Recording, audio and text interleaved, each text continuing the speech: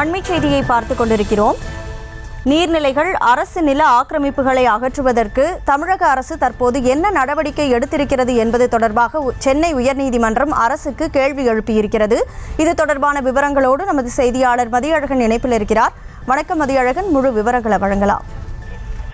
நீர்நிலை ஆக்கிரமிப்பை எதிர்த்து தொடரப்பட்ட வழக்கு பொறுப்பு தலைமை நீதிபதி டி கிருஷ்ணகுமார் மற்றும் நீதிபதி பி பாலாஜி அமர்வில் விசாரணைக்கு வந்தது. அப்பொழுது நீர்நிலைகள் அரசு நிலங்களில் உள்ள ஆக்கிரமிப்புகளை அகற்ற வேண்டும் என 2004ஆம் ஆண்டு சென்னை உயர்நீதிமன்றம் உத்தரவிட்டுள்ளது. அதன் அடிப்படையில் என்ன நடவடிக்கை எடுக்கப்பட்டது என நீதிபதிகள் அரசுக்கு கேள்வி எழுப்பினர். இதற்கு பதிலளித்த அரசு தரப்பு வழக்கறிஞர் ஆக்கிரமிப்புகளை அகற்றுவது தொடர்பாகவும் அகற்றும் பணிகளை கண்காணிக்கவும் 3 குழுக்கள் அமைக்கப்பட்டுள்ளதாக தெரிவித்தார்.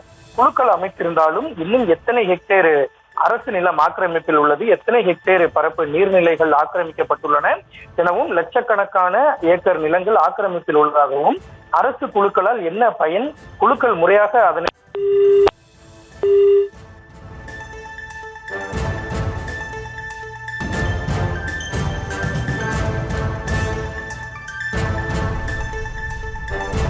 தமிழகம் நீர்நிலைகள் அரசு நிலங்கள் ஆக்கிரமிப்புகளை அகற்ற எடுத்த நடவடிக்கை என்ன என சென்னை உயர்நீதிமன்றம் தமிழக அரசுக்கு கேள்வி எழுப்பியிருக்கிறது.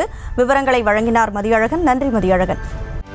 செய்திகளை உடனுக்குடனும் துல்லியமாகவும் தெரிந்து கொள்ள சப்ஸ்கிரைப் பண்ணுங்க.